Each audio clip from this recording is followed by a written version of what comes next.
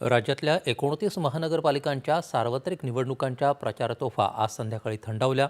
आज शेवटच्या दिवशी जास्तीत जास्त मतदारांपर्यंत पोहोचण्याचा नेत्यांचा आणि कार्यकर्त्यांचा प्रयत्न होता।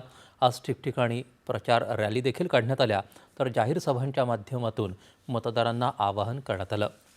आज शेवटच्या दिवशी मुख्यमंत्री देवेंद्र फडणवीस नागपूर आणि पुण्यात प्रचार फेरीमध्ये सहभागी झाले। देवेंद्र फडणवीस यांचा याही निवडणुकीत प्रचाराचा झंझावात पाहायला मिळाला। त्यांनी एकूण 37 सभा आणि रोड शो केले, तर 6 मुलाखती दिल्या आणि माध्यमांना एकूण 33 मुलाखती देत प्रचार केला।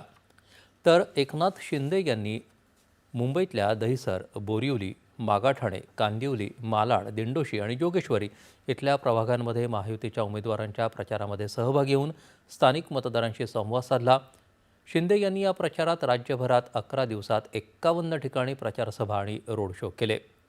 अजित पवार यांनी आज पुण्यात धायरी इथं रोड शो करत प्रचार केला। उद्धव ठाकरे यांनी मुंबईत शाखांना भेटी देऊन कार्यकर्त्यांशी संवाद साधला, तर राज ठाकरे आज प्रचारासाठी पुणे दौऱ्यावर होते।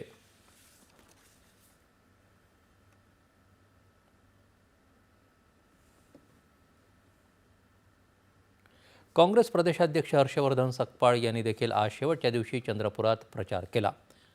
महानगरपालिका निवडणूक प्रचारात काँग्रेस प्रदेशाध्यक्ष हर्षवर्धन सकपाळ यांनी 14 महानगरपालिका क्षेत्रात 26 सभा घेतल्या, तसंच 33 पदयात्रा केल्या।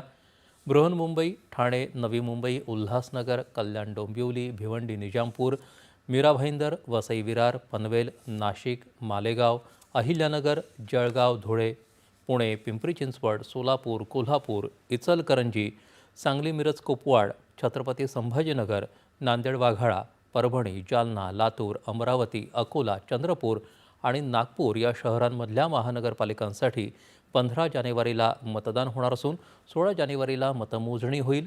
निवडणुका निर्भय, मुक्त, पारदर्शक वातावरणात पार पडाव्यात यासाठी ठिकठिकाणचं महापालिका प्रशासन आणि निवडणूक यंत्रणा सज्ज आहेत।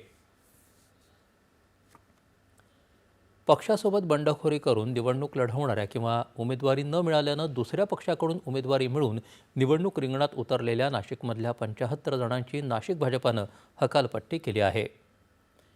यामध्ये नाशिक महापालिकेचे माजी सभागृह नेते कमलेश बोडके, माजी नगरसेवक सतीश सोनवणे आणि काही माजी नगरसेवकांचा समावेश आहे।